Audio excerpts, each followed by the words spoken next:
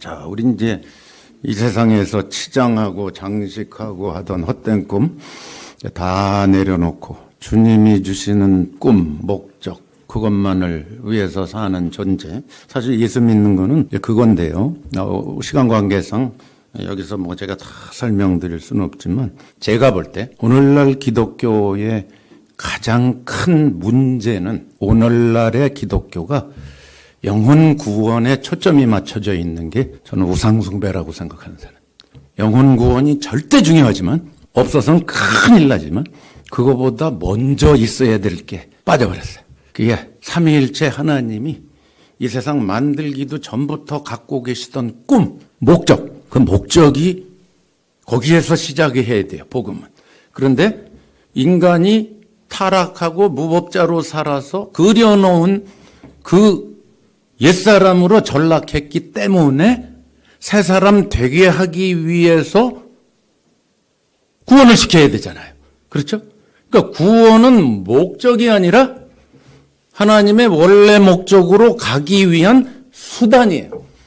근데 수단을 목적화해버렸어. 그러니까 어떻게? 사람 중심의 기독교가 된 거예요. 내 중심에 내가 구원받아야 돼. 내가 천국 가야 돼.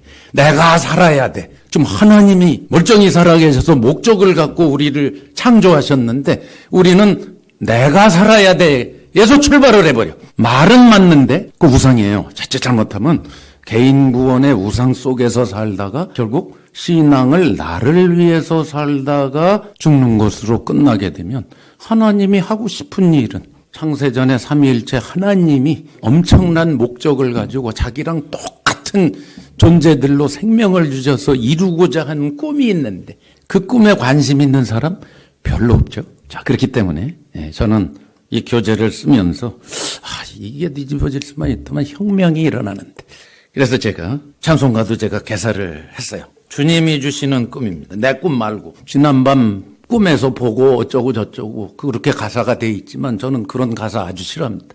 하나님이 주신 꿈. 자, 4단원으로 이제 가겠습니다.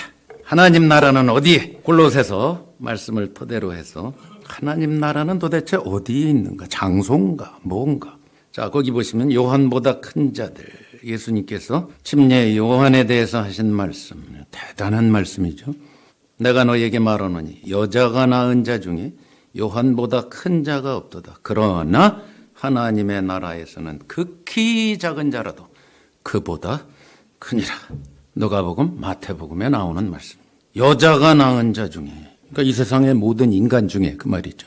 어느 시점까지? 예수님이 이 말씀하시는 시점까지 아담부터 시작해서 기라성 같은 에녹, 노아, 아브라함, 다윗, 엘리야 잠깐 기라성 같은 하나님의 사람들이 살았는데 예수님이 뭐라고 했냐면 그 모든 여자가 낳은 자 중에 침례 요한보다 큰 자는 없다. 요한이 최고다. 그랬어요. 그런데 그러나 반전이 있어. 하나님 나라에서는 저 요한은 저 밑이다. 가장 극히 작은 자라도 요한보다 더 크다. 무슨 말씀입니까? 그러니까 우리는 이런 하나님 나라 이런 걸 보면 어디로 가죠? 죽은 다음에 천국 가면 그래. 자꾸 이리 간다는 거예요. 예수님은 그 얘기 한마디도 안 하셨는데 예수님이 말씀하시는 하나님 나라는 죽은 다음에 나라가 아닙니다. 아까 그랬죠? 저희를 세상에서 데려가려 함이 아니에요. 하나님 나라가 가까웠어. 내가 갖고 왔어. 내가 왕이야. 이미 시작됐단 말이죠.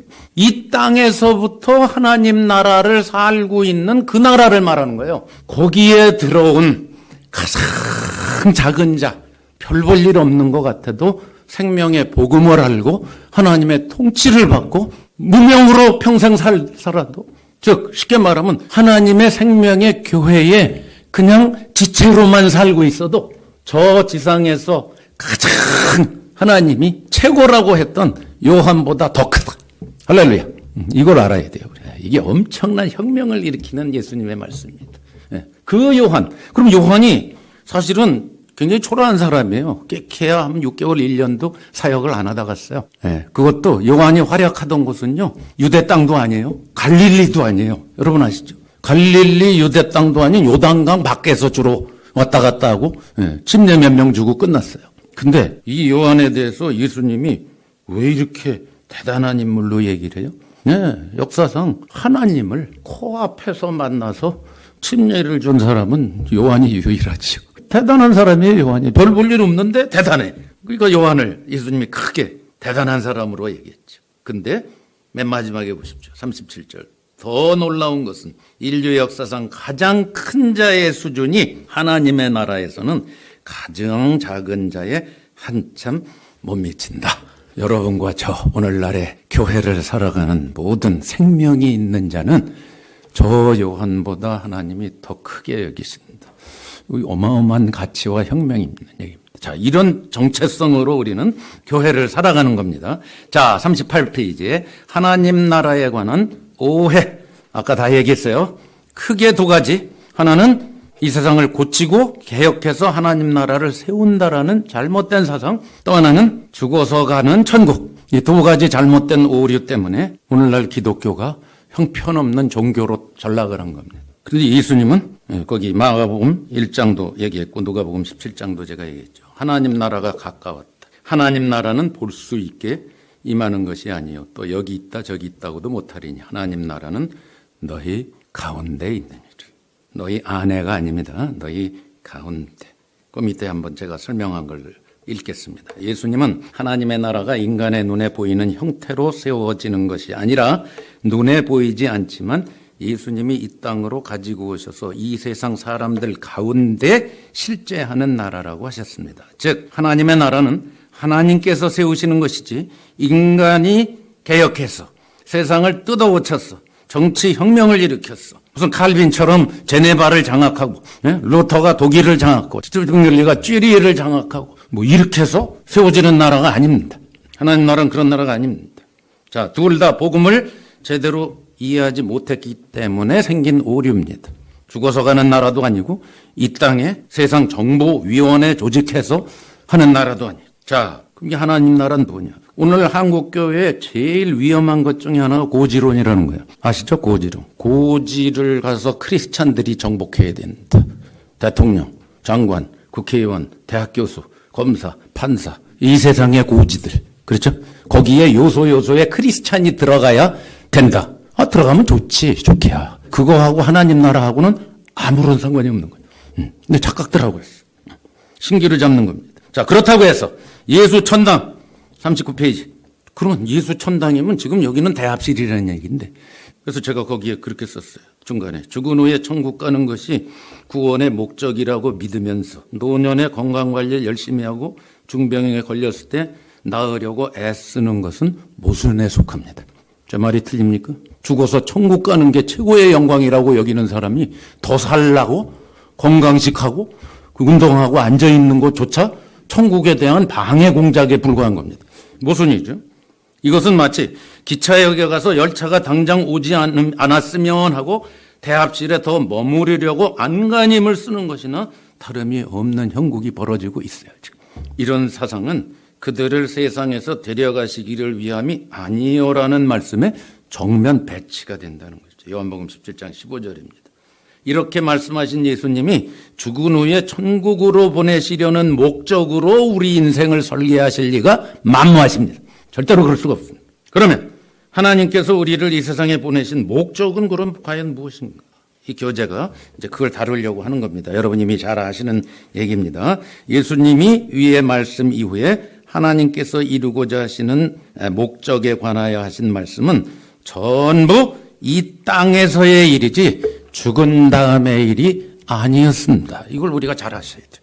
물론 하나님의 생명을 받은 그리스도인은 죽은 후에 당연히 영원한 집으로 갑니다. 그건 뭐 당연한 겁니다. 그건 얘기할 필요도 없는 겁니다. 그냥 여기서 살던 걸 그냥 연결해서 이사 가는 것뿐이니까. 그거는 뭐 논할 이유도 없습니다. 여기서 사는 게 그냥 가는 건데. 자, 문제는 여기예요. 여기. 자, 그래서 앞에 누가복음 말씀 다시 한번 살펴봅니다. 17장 21절. 너희 아내로 번역을 해놨는데 우리 성경이 영어도 마찬가지입니다. 오역 중에 굉장히 심각한 오역입니다. 누가복음 17장 21절. 영어 성경도 그렇고 한국 성경도 그렇고. 자, 여기서 너희가 누구죠?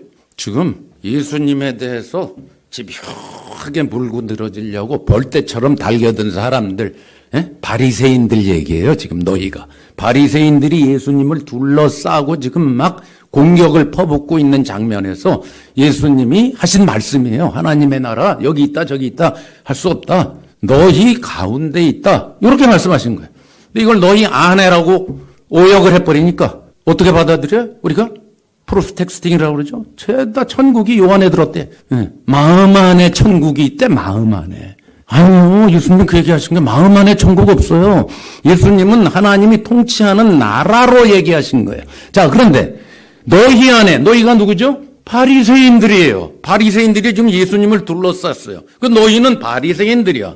너희 가운데예요.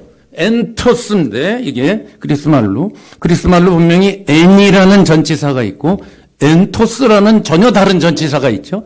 근데 이거를 한국말 영어에 인으로 번역해 놓고 한국말은 안에로 번역을 해버렸어. 인으로 아니고 엔토스 뭐냐면 in the midst 그렇지 가운데. 그러니까 예수님을 가운데다 놔두고 볼 때처럼 바리새인들이 둘러싸여 있는 그 장면에서 예수님이 너희 가운데 하나님 나라가 와 있어. 그 말이에요. 누가? 왕께서.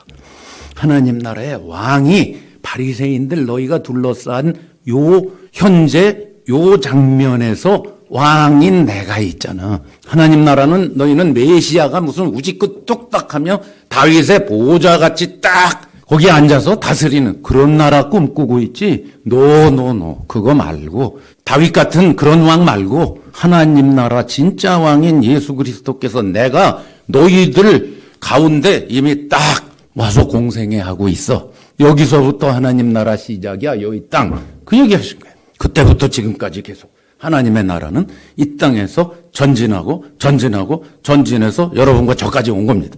이게 하나님 나라의 통치입니다.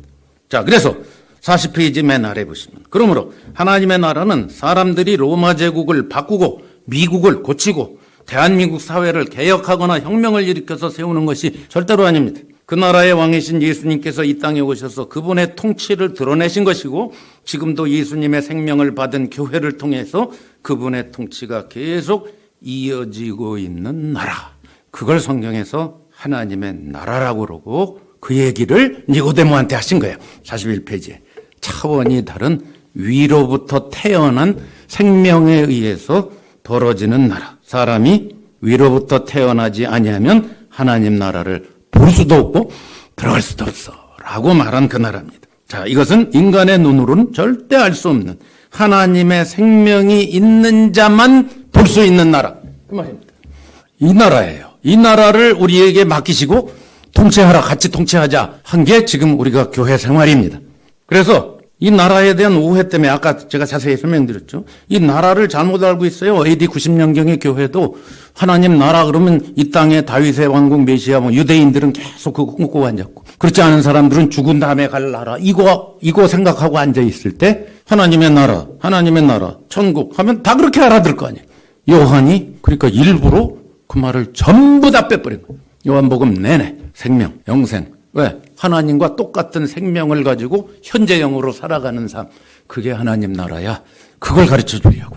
그게 이제 요한복음이거든요. 자, 요한복음 제대로 공부해야 돼요. 41페이지 아래 보시면 그 설명 다 해놨어요. 생명, 영생. 이걸 이 땅에서 이미 누리고 경험하고 영원히 가는 것. 자, 그게 영생이죠. 그래서 제가 요한복음에 나오는 생명, 영생 몇 개만 거기다 뽑아놨어요. 계속 이런 얘기들이에요. 요한복음 3장 16절은 말할 것도 없고 3장 36절, 5장 24절, 6장 20장의 목적, 요한복음을 쓴 목적까지 계속 영생, 생명. 자, 이게 요한복음이죠. 자, 그래서 이 나라는 18장의 빌라도 앞에서 빌라도가 내가 권세가 있어. 로마 제국의 총독이야 하고 거드름을 피니까 예수님이 뭐라고 그러셨죠? 그 42페이지 아래 보면 내 나라는 이 세상에 속한 것이 아니니라.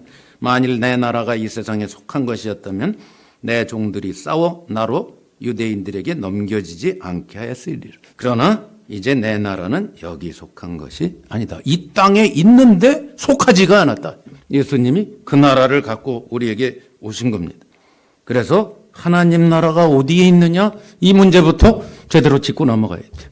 적은 다음에 가는 것도 아니고 이 세상을 뜯어 고치는 것이 아닌 교회를 통해서 지금도 하나님의 통치가 끊임없이 생명력 있게 드러나는 나라. 그 나라가 여기서부터 영원토록 계속되는 겁니다. 자, 이 정의가 일단 제대로 돼야 됩니다. 이게 안 되니까 시오니즘이 어떻고 아직도 지금 하마스 하고 이스라엘이 전쟁하고 있죠. 이 사람들이 굉장히 잘못 알고 있는 게 많아요. 미국이 기독교 나라래. 자꾸 한국도 또 기독교 나라라고 착각하는 사람도 많아요. 한국 목사님. 그래서 광복절은 6월절이고 뭐 헛소리 하는 사람 되게 많습니다.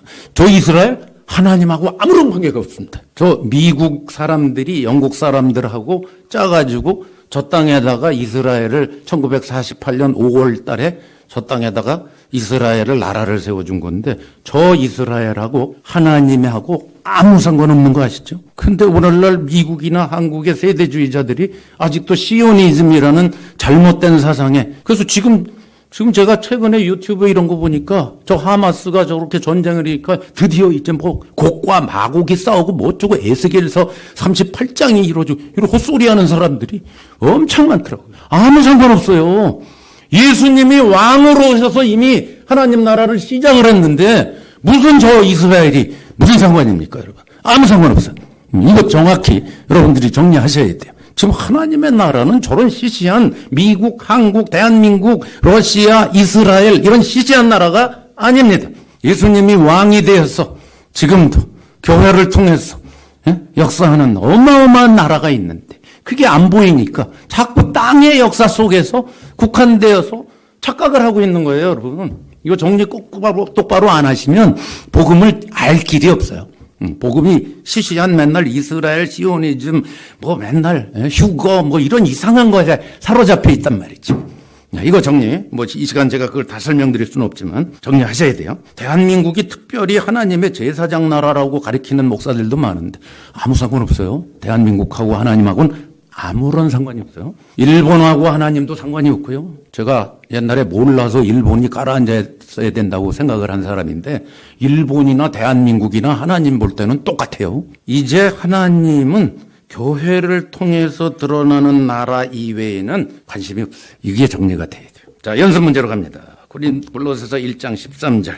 그가 우리를 흑암의 권세에서 건져내사 그의 사랑의 아들의 나라로 옮기셨다. 이 나라입니다. 아버지의 사랑의 아들 누구? 예수 그리스도. 그분의 나라. 그러니까 사랑의 아들은 누구예요? 예수님이고. 그 나라는 어떤 나라예요? 그 아들이 왕으로 통치하시는 나라. 그거죠? 그 나라. 지금 우리는 모든 관심을 이 나라에 총 집중을 해야 돼요. 자, 2번 문제 보시면 옮기셨으니는 과거형 동사입니다. 이러보건대 이 나라는 어디에 있습니까? 어디 있습니까? 옮기셨으니까 어디 있어요? 저기? 아니죠. 저기면 옮기실 거가 돼야죠. 미래가 돼야죠. 근데 사도 바울이 뭐예요? 그의 사랑의 아들의 나라로 옮기셨다 이랬어요. 그럼 어디 있어요? 그 나라는? 여기서부터 시작해야지. 이 땅에서 시작해야지. 옮기실 거다라고 바울이 얘기했으면 죽은 다음에 시작해야 맞습니다. 근데 옮기셨어요. 들어왔어요. 집중을 거기다 해야 됩니다. 그걸 살아가는 차원이 뭔지를 우리가 정확히 알고 경험을 해야 된다 이 말이죠. 3번 문제. 이제 하나님 나라에 관하여 더 이해가 되었다면 누가복음 7장 28절에서 예수님이 하나님 나라에서는 극히 작은 자라도 인류 역사상 여자가 낳은 자 중 가장 큰 자인 침례요한보다 크다 하신 이유를 설명할 수 있겠죠. 그건 금방 설명이 되죠. 내가 예수님 짤이고 예수님 안에 들어와 있고 교회 안에 있고 그것은 어떤 결과입니까? 예수님이 성육신하시고 십자가에서 다 이루시고 부활하시고 승천하시고 성령이 오셔서 삼위일체 하나님과 함께 살아가는 왕국을 여기서부터 이 땅 시작을 하신 모든 게 다 이루어졌단 말입니다. 이제 우리는 그걸 살고 누리기만 하면 됩니다.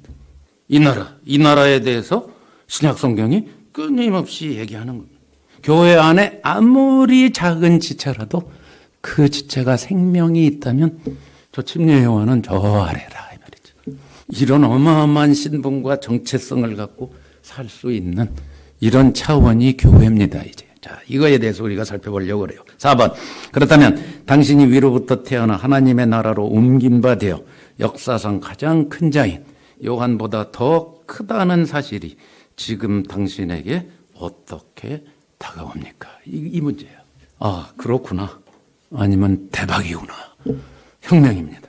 이거를 알아듣는 사람은 초대박이 펼쳐지는 거예요. 신앙생활이. 겉으로 볼 때는 뭐 그냥 똑같이 사는 것 같은데 그 사람의 인생 그리고 그 사람이 속한 교회는 대박이 펼쳐져요. 어마어마한 하나님의 통치가 펼쳐지는 차원이 시작이 된다 이 말씀입니다. 그 얘기를 하려고 제가 이 교재를 쓴 거예요. 자, 5단원으로 합니다. 자, 하나님의 집을 사모하며 그랬어요. 하나님의 집이 뭐냐? 제가 여기 다니엘의 예를 들었어요. 여러분 잘 아시죠? 구약성경. 바벨론 포로 생활 때 끌려가 가지고 페르시아 때 총리를 지냈던 다니엘. 11살 때쯤 끌려갔는데 80대까지 약 70년을 아주 주님을 사모하며 초지일관 많은 핍박을 견뎌낸 이 다니엘의 얘기. 15살 먹을 때 뜻을 정한 것이 사자굴에 들어갈 때까지 70년 동안 초지일관 계속된 사람 다니엘. 이 사람이 70년이 지나 백발 노인이 된 후에도 그대로 간직할 수 있던 신앙의 원동력은 어디에서 나왔느냐라고 제가 질문을 하면서 이제 5단원을 시작을 했습니다. 자, 48페이지로 갑니다.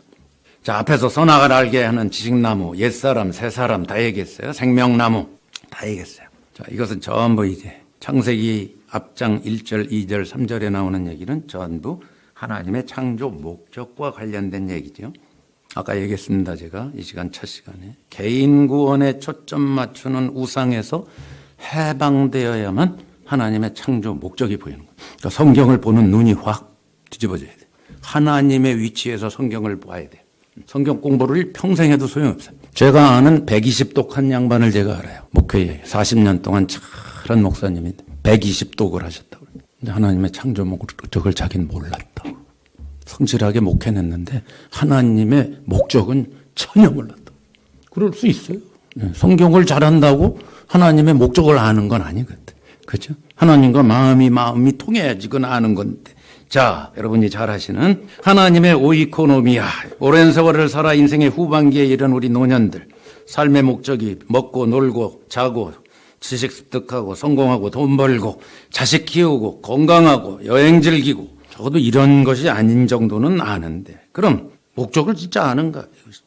바울은 이 목적 때문에 아까도 얘기했지만 체인에 묶여서도 쇠사슬에 묶여서도 옥에 갇혀서도 흥분과 감격으로 에베소서라는 것을 썼어요. 사도 바울은 인간을 지으신 하나님의 목적을 알게 하기 위해 오이코노미아라는 단어를 택했어요. 헬라어 단어인데 여러분 잘 아시죠? 경륜으로 번역된 단어입니다. 오이코노미아. 에베소서에만 3번 등장하는 말입니다. 1장 9절, 3장 2절부터 4절 그리고 3장 9절. 오이코노미아 아시죠? 오이코스 더하기 네모. 그래서 오이코노모스가 돼서 오이코노미아로 발전한 단어입니다. 집을 경영함 그런 뜻입니다. 집 경영, 집 관리 그런 뜻입니다. 글자 그대로 쓰면. 자, 그러니까 하나님의 오이코노미아니까 간단합니다. 하나님께서 하나님의 집을 경영하고 운영할 계획을 세우셨다. 그게 오이코노미아고 이것 때문에 바울은 감옥 안에서도 흥분의 도가니가 될 수밖에 없었던 겁니다. 자, 그런데 바울이 3장 9절부터 11절까지 이게 이 어마어마한 원대한 창세전에 세웠던 하나님의 원대한 계획 오이코노미아가 교회로 말미암아 딱 땅에 드러났다. 이렇게 얘기하는 거예요. 그게 영원한 목적이다. 이렇게 얘기했어요. 우리 성경은 영원부터 어쩌고저쩌고 이렇게 잘못 번역되어 있는데 영원한 목적대로 했다라고 되어 있어요. 영원한 목적. 자, 그러면 교회를 통해 이루어진 하나님의 영원한 목적이 경륜인데 다시 한번 복습합니다. 49페이지. 하나님의 생명을 받은 새 사람, 아까 옛사람, 새 사람 다 얘기했죠. 창조 목적에는 관심 없이 자기 마음대로 선악을 알게 하는 지식나무를 따먹고 자기가 선택하고 결정하는 무법자로 전락한 인간을 하나님께서 구출을 해서 그 영혼구원이에요. 예수 그리스도 안에서 새 사람이 되게 하셨음을 앞에서 봤습니다. 즉 생명나무이신 예수 그리스도를 받아들이면 새 사람이 됩니다. 이것이 바로 앞에서 살펴본 하나님 나라의 사람이 된다 이 말입니다. 자, 위로부터 태어난 새 사람은 하나님의 원래 창조 목적을 성취할 수 있게 되었습니다. 그래서 에베소 2장 15절에 한 새 사람 그랬고 4장 13절에 온전한 사람 그랬어요. 그것은 개개인을 가리키는 게 아닙니다. 지체를 가리키는 게 아니고 교회라는 새 사람, 새 창조의 세계를 가리키는 말입니다. 거기서 사람이라고 그러니까 이아무개, 바가붕괴, 기마붕괴인 줄 아는데 그게 아니고요. 성경에서 새 사람 그러면 예수님을 따르는 공동체 사람을, 집합적인 사람을 말합니다. 에베소 2장 4장이 그 얘기입니다.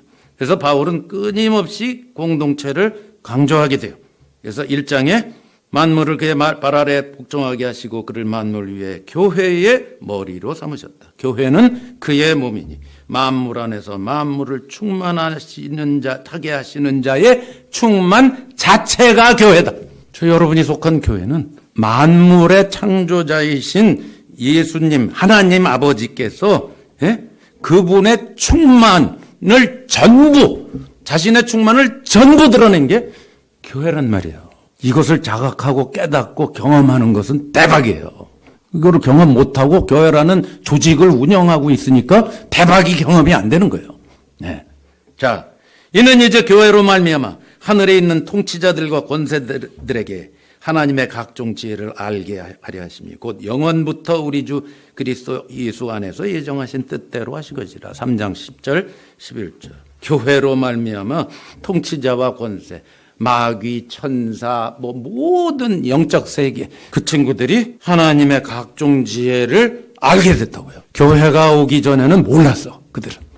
그들이 자기가 그냥 세상을 지배 마음대로 했는데 어느 날 전혀 뜻하지 않는 교회가 딱 드러났어. 그러니까 하나님의 지혜라고? 저게 하나님의 목적이라고? 까무러쳤다 이 말이에요. 그게 우리 교회예요. 자, 그 다음 페이지 50페이지. 우리 가운데 역사하시는 능력대로 우리가 구하거나 생각하는 모든 것에 더 넘치도록 능히 하실 얘기 하나님이시죠. 교회 안에서와 그리스도 예수 안에서, 교회 안에서 곧 그리스도 안에서 그 말입니다. 과로 번역이 되어 있지만 원어의 카이는 과도 되고 곧도 돼요. 그래서 문맥 속에서 우리가 번역을 해야 되죠. 근데 우리 성경은 무조건 카이가 나오면 죄다 과로 and로 번역을 해버렸어요. 곧도 똑같은 뜻이 곧이 있는데 저는 이건 곧이라고 봅니다. 교회 안이 곧 그리스도 안이다. 왜? 교회는 그리스도의 몸인데. 그렇죠? 대박이죠. 남편들아 아내 사랑하기를 그리스도께서 교회 사랑하시고 그 교회를 위하여 자신을 주신 예수님이 자기를 전부 준 게 교회다. 이는 곧 물로 씻어 말씀으로 깨끗하게 하사 거룩하게 하시고 자기 앞에 영광스러운 교회. 원래 영광스럽다는 표현은 아버지와 아들과 성령님에게만 사용되는 단어인데 그걸 교회 앞에 붙였어요. 영광스럽다. 똑같다. 삼위일체 하나님과 똑같은 자격, 누림, 경험. 그게 교회다. 그래서 감추어졌던 신비가 드러났다. 이 표현을 여러 군데서 합니다. 거기 제가 로마서, 고린도전서, 에베소서, 골로새서에서 뽑아왔습니다. 여러분 이건 다 아시죠? 세 가지가 반복됩니다. 하나는 창세 전, 창세 전에 세운 계획이. 근데 그것이 신비 속에 있었다. 그런데 감추어진 상태로 있다가 드러났다. 이 세 가지를 끊임없이 반복합니다. 바울이. 너무나 감격을 했어. 자, 그게 뭐다? 그게 오이코노미하고 그게 교회다. 5장 31절 32절 52페이지. 사람이 부모를 떠나 그의 아내와 합하여 그 둘이 한 육체가 될지. 이 신비가 크도다. 비밀이 크도다. 나는 그리스도와 교회에 대하여 말합니다. 그 비밀은 뭐냐? 그리스도와 교회. 창세기 2장 24절에 사람이 부모를 떠나 그 아내와 합하여 그 둘이 한 육체가 된다는 것은 그 그림자고 모형이고 실체는 그리스도와 교회다. 바울이 그렇게 얘기한 겁니다. 여기에 신비가 다 들어있다. 어떤 신비냐? 아담한테 데리고 왔더니 뼈 중에 뼈에 살 중에 살이라. 그래서 둘이 한 몸이 됐어요. 아까 하나였어요. 근데 하나 안에서 뭐가 나와서 둘이 됐어요. 그러더니 또 하나가 됐어요. 이 비밀이 크도다. 어떤 비밀? 그리스도와 교회다. 이게 하나님의 목적이에요. 이게 오이코노미입니다. 이게 창세전의 목적이에요. 삼위일체 하나님께서 이거 하고 싶어서 인간 창조하신 겁니다. 그러니까 초점을 거기다 맞춰야 돼. 인간의 구원에다 초점 맞추면 안 됩니다. 하나님이 하고 싶은 거에 초점을 맞출 때 구원이 필요한 수단으로 등장을 해야지 구원이 목적이 되면 우상숭배입니다. 자, 그러면 아까도 하나, 지금도 하나. 뭐가 달라졌죠? 나와서 둘이 연합해서 하나니까 커진 하나예요. 확장된 하나예요. 요게 하나님의 오이코노미예요. 원래 삼위일체 하나님이었는데 이 안에서 아들의 형상을 가진 사람을 만들었어요. 그래서 다시 사람과 하나님 삼위일체가 하나가 돼서 뭔가 확장된 존재. 이게 하나님의 목적이었다 이 말이에요. 그걸 바울이 그리스도와 교회에 대하여 말하노라. 그리스도는 머리시고 교회는 몸이고 확장되었다. 이게 복음의 전부입니다. 요거 하고 싶어요. 자, 그래서 하나님의 집인 교회 그랬습니다. 위에서 언급한 오이코노미아 경륜. 하나님께서 창세전에 하나님의 집을 경영하기 위해 세우신 목적입니다. 그리고 교회는 바로 이 땅에 세워지고 있는 하나님의 집이요 성전입니다. 이걸 집 건축의 비유로 설명한 게 에베소서 2장 20절부터 22절 말씀이에요. 너희는 사도들과 선지자들의 터, 집 건축할 때 터가 제일 중요하죠. 이 교회당도 5층까지인가 돼 있는데 지하 2층까지 있고 주차장이 있고 더 파고 싶었는데 여기가 다 돌이었답니다. 다 전부 돌. 돌을 흙이면은 더 파도 되는데 이게 돌이니까 여기까지밖에 못 팠다고요. 아까 박창환 목사님이 그렇다고. 더 팔 수 있었는데 돌멩이니까 뭐 막대한 돈이 들어가니까 이 지하 2층에서 끝내버렸다. 터가 엄청 중요하죠. 그러니까 이 집은 아마 지진 나도 까딱 없을 것 같아. 돌 위에 지은 완전 돌이. 터. 집에서 터가 제일 중요해요. 그 다음에 중요한 게 뭐죠? 재료예요. 재료. 터, 재료. 그럼 집이 나와요. 자, 그래서 바울이 그 얘기하는 거예요. 집중변. 사도들과 선지자들의 터 위에다 재료, 모퉁이 돌. 교회는 모퉁이 돌로 져져. 모퉁이 돌 옆에 돌 해서 집이 져지는 거예요. 그러니까 모퉁이 돌은 기준이에요. 예수님. 재료는 예수님이야. 그리고 옆에 있는 돌도 모퉁이 돌과 재료가 똑같아야지. 그렇죠? 여긴 돌인데, 요건 플라스틱이고, 요건 창호지고, 그럼 집이 안 되죠. 자, 돌이 돼야 돼. 근데 우리 실력으로는 모퉁이들과 똑같은 재료가 될 수 없어. 주인들이라.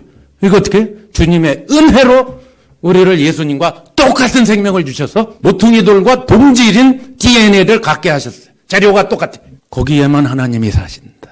자, 그러니까 중요한 건 뭐죠? 터와 재료예요. 교회는 이 두 가지가 정확히 들어맞으면 교회는 되게 돼 있어요. 자, 그런데 에베소서 2장 22절에서 딱 끝나고 바울이 원래 어디로 가려고 했냐면 3장 1절에 보면 그러므로 그리스도 안에서 갇힌 내가 너희를 권하노니 너희가 내가 이제 1장 2장에서 복음을 설명했잖아. 오이코노미아도 설명했고 해서 그게 집 짓는 거야. 하나님의 거하실 성전이 너희가 되어가고 있는 중이야. 그러니까 이렇게 살아 저렇게 살아 용서하고 용납하고 이렇게 살고 저렇게 살고 그래 라고 실천으로 들어가려고 그랬어요. 원래 바울이 3장 1절에서. 근데 바울이 1장 2장의 이 어마어마한 대박의 이 복음을 얘기하다가 너무 흥분이 되고 감격이 되니까 스톱을 해버린 거예요. 부르다가 거기 제자가 받아 쓴 거죠. 계속 부르다가 갑자기 스탑! 부르던 편지를 멈춰버렸어요. 왜? 앞에 1, 2장의 이 어마어마한 대박의 말씀에 이게 이 흥분이 가실 수가 없는 거예요. 그래가지고 점점점 하고 스톱을 했어요. 그게 10분인지 하루인지 이틀인지 일주일인지 아무도 몰라. 바울이 스톱을 해버렸어요. 중간에. 있죠 여러분? 개역 개정에는 없어요. 적어도 개역 한글까지 갖고 있는 분들은 그거 다 알아요. 점점점 있죠. 네. 굉장히 에베소서에서 제일 중요한 게 점점점이에요. 근데 그걸 죽여버렸어. 자, 스톱을 해버렸어. 흥분을 하니까. 그래서 어떻게 해요? 그 다음에 보세요 이제. 스톱을 하고는 얼마 있다 10분 있다 1시간 있다 썼는지 모르지만 다시 어디로 가요? 3장 내내 다시 1장 2장으로 돌아가. 다시 경륜, 기업 이 얘기를 또 다시 시작해. 앞에서 다 한 얘기야. 근데 앞에서 얘기를 다 했는데 3장 5절에 갔더니 만약에 바울이 에베소 2장에서 흥분하지 않고 그냥 그러므로 하고 했으면 이렇게 살아라 저렇게 살아라 저렇게 살아라 하고 끝냈을 거야. 그랬는데 흥분을 하는 바람에 다시 1장 2장을 종합해서 설명하는 과정에서 2장 20절에 사도들과 선지자들의 터라는 게 뭔지를 설명을 하게 됐어요. 만약에 3장을 설명하지 않았다면 오늘 2000년 내내 우리는 사도들과 선지자들의 터가 뭔지 모르고 살았을 거예요. 아무도 몰라. 캐톨릭이오라, 캐톨릭. 캐톨릭은 사도들과 선지자들의 터가 마태복음 16장에 베드로, 너는 반석이다 하신 그게 바로 봐라. 사도들과 선지자들의 터 위에 섰으니까 교황이 사도들과 선지자들이고, 교황이 위에 교회가 세워진 거. 캐톨릭이 옳지. 만약에, 그렇죠? 끝났다면. 2장 20절. 사도들과 선지자들의 터가 도대체 집건축하는 비유인데 저 터가 뭔가 사도들과 선지자들 그러면 베드로, 바울 이런 사람 위에다가 교회 세웠다는 얘기인가? 그게 아니라는 것을 설명을 하고 있어요. 5절에. 어마어마하게 중요한 말씀이 있어요. 이게 다 하나님이 성령의 감동으로 다 바울을 흥분시키고 막 해서 쓴 거죠. 그렇죠? 우린 결국 결론은 그렇게 내야죠. 자, 5절에 3장 5절. 이제 그의 거룩한 사도들과 선지자들 나오죠. 이제 그의 거룩한 사도들과 선지자들에게 성령이 와서 가르쳐준 거예요. 성령이 사도들과 선지자들에게 나타내신 것 같이 다른 세대 사람들에게는 사람의 아들들에게 알게 하신 적이 없다. 성령이 와서 가르쳐준 그것 6절에 그게 복음이야. 그게 유대인도 없고 이방인도 없어. 이제 딱 하나로 하나가 된 복음. 그러니까 뭐죠? 사도들과 선지자들은 한마디로 사람이 아니고 복음이에요. 복음. 근데 어떤 복음이냐? 여러분 성경에 복음이라고 써 있다고 다 똑같은 복음이 아니죠. 그렇죠? 네. 다 달라요. 복음이라는 단어는 똑같아도 마가복음이 얘기하는 복음 다르고요. 그렇죠? 요한복음이 얘기하는 복음 다르고요. 에베소서가 말하는 복음 다르고요. 로마서가 복음할 때도 달라요. 비슷비슷하지만 다 달라요. 그러니까 바울이 3장 6절에서 복음은 5절에 준하는 거예요. 사도들과 선지자들에게 성령이 가르쳐준 복음이에요. 예수님이 이 땅에 성육신 하신 것도 복음이에요. 맞죠? 하나님이 아들이 사람이 되어 온 것부터가 복음이에요. 근데 그 복음 위에 교회가 되면 절대 안 돼요. 예수님 성육신의 복음에서 교회가 되면 안 돼요. 거기서 딱 끝나. 그 다음에 성육신 하시고 공생애 하셨죠? 그 공생애 위에 교회를 세운 교회들이 많아. 그러니까 맨날 산상수훈이 어떻고 이런 거 위에 교회를 세워. 수준 미달이야 그것도. 복음은 복음이지만 아직 아니야. 그렇죠? 왜? 성령이 와서 나타내야 되는 게 복음이거든. 결론적으로. 그렇죠? 그러니까 성육신도 아직 복음, 전체 복음의 총체적인 복음은 미달이야. 공생애 하신 예수님도 미달이야, 아직. 그 다음에 어디로 가야 돼요? 십자가에서 다 이루셔야 돼. 그죠? 다 이루었다. 그 복음이 또 그 다음 단계는 십자가에서 다 이루신 복음이에요. 거기서 끝납니까? 안 돼. 그 십자가 복음 위에 교회 세우면 안 돼. 더 나가야 돼. 부활의 복음. 안 돼. 부활의 복음에서 교회 세워도 안 돼요. 왜? 승천하셨으니까. 그 다음으로 가야지. 승천하신 분이어야 돼. 왜? 승천하기 전에는 누가 안 오시니까? 성령이 안 오시니까. 성령으로 나타내야 복음. 그러니까 사도들과 선지자들의 터라는 건 뭐냐? 성육신, 공생애, 십자가, 부활, 승천. 성령이 오셔서 세운 교회야 돼. 그게 총체적인 복음이에요. 사도들과 선지자들의 터, 그 복음을 말하는 거예요. 총망라한 복음 위에 교회가 세워져야지 부분적인 복음 위에 교회들이 세워지기 때문에 전혀 대박을 경험 못하는 거예요. 엄청난 차원의 대박이 있는데 혁명이 안 일어나는 거예요. 인간이 예상할 수 있고 상상할 수 있는 교회밖에는 안 펼쳐지는 거예요. 성령이 와서 세워야 되는데. 자, 그 얘기예요, 지금. 3장 5절에. 그래서 2장 20절이 해석을 그냥 해준 거예요. 바울이 흥분하는 바람에 원래 쓰려고 의도하지 않았던 걸 써줌으로써 우리는 2장 20절이 무슨 뜻인가를 확실히 알게 된 거예요. 사도들과 선지자들에게 성령이 와서 가르쳐준 복음. 그 위에 교회가 예수님이라는 재료로 세워져야 된다. 하나님은 거기에 사신다. 그걸 성전이라고 한다. 할렐루야. 이런 교회를 우리가 살아가야 돼요. 부족하나마 죄인인 우리들이 감히 이런 교회로. 바울이 가능하니까 여기다 써놨지. 추상적인 좋은 얘기 쓰고 바울이 그만둔 게 아닐 거 아니에요. 바울이 자기가 알고 경험하고 깨닫고 터득하고 살아가는 얘기를 여기다 썼을 거 아니에요. 그럼 우리는 2장 20절, 21절, 22절 이게 그대로 펼쳐지는 교회가 돼야 될 거 아니에요. 부족하나마. 그러려면 3장 5절에 사도들과 선지자들에게 성령으로 나타내신 것 같이 다른 세대, 언제? 성령이 와서 사도들 바울, 베드로한테 가르쳐주기 이전 세대는 아무도 몰랐다. 구약 아무도 몰랐다. 훌륭하지만 하나님의 사람들이지만 다윗 훌륭하지만 전혀 몰랐어. 예수님이 지상에 살아계실 때 제자들 전혀 몰랐죠. 이거 뚱따지 같은 소리 맨날 하죠. 부활하셨을 때 전혀 몰랐어요. 부활이 너무 엄청나지만 아직 몰랐어. 왜? 성령이 와서 가르쳐주기 전 세대잖아요. 다른 세대예요. 그렇죠? 몽생의 세대도 다른 세대고 십자가에 달리실 때도 다른 세대고 부활할 때도 다른 세대예요. 승천하시고 성령이 와야 돼요.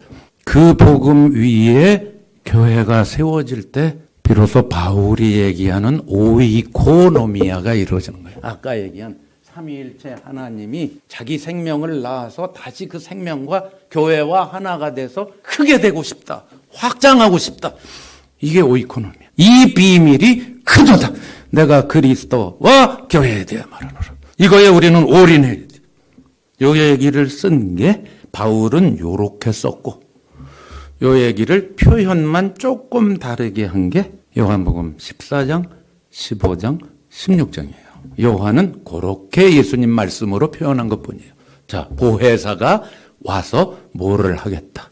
그 얘기가 14, 15, 16. 성령이 와서 세울 교회 얘기를 한 거예요. 바울은 요렇게, 요한은 저렇게. 고아와 같이 너희들을 버려두지 아니하고 내가 오리라. 보혜사가 올 때 누구도 같이, 아버지와 아들도 같이 오리라. 삼위일체가 같이 와서 교회 여기 내 집이야. 이렇게 살리라 그 말이에요. 뭐 성령만 오시는 게 아니에요. 삼위일체는 항상 같이 왔다 같이 계시는 분이니까. 삼위일체 하나님이 충만, 아까 하나님이 충만 자체가 교회라 그랬죠. 교회 안에 아버지와 아들과 성령님이 같이 계시면서 우리로 확장된 상태.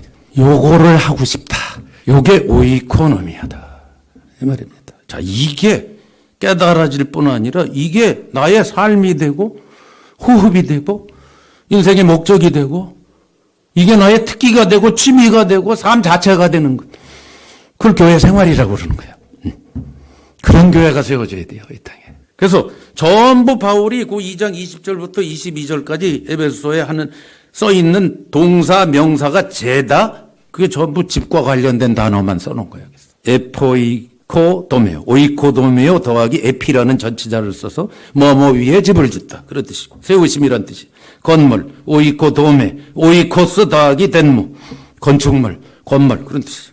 처소, 카토이케테리온, 카타라는 전치사 더하기 오이케오, 집에서 살다. 처소가 되는 거예요. 함께 지어져가 아니라 쉰 오이코도메오, 함께 집을 짓다. 전부 집과 관련된 동사 명사로 20절부터 2장 20절부터 22절까지를 전부 얘기해요. 교회라는 하나님의 집을 얘기하려고 모든 단어를 동원한 거예요. 지금. 이게 여러분이 속한 교회고 제가 살아가는 교회의 정체성이에요. 그러니까 제가 오단원의 결론을 이렇게 내겠어요. 우리는 죽은 후에 천국 가는 것만을 위해 구원받은 것이 아닙니다. 하나님의 집인 교회가 이 땅에 제대로 세워지게 하기 위해 부르심을 받았습니다. 그러므로 이를 위해 숨이 끊어지는 순간까지 은퇴 없습니다. 노년이라고 은퇴 없어요. 숨이 끊어지는 꼴깍하는 순간까지 교회의 지체로서 역할을 다 하다 가야 돼. 교회가 대박인데 하나님의 목적인데 이 목적 때문에 우리는 황혼에도 신바람나게 노아의 경주를 할 수 있습니다. 이게 우리를 부르신 유일한 부르심입니다.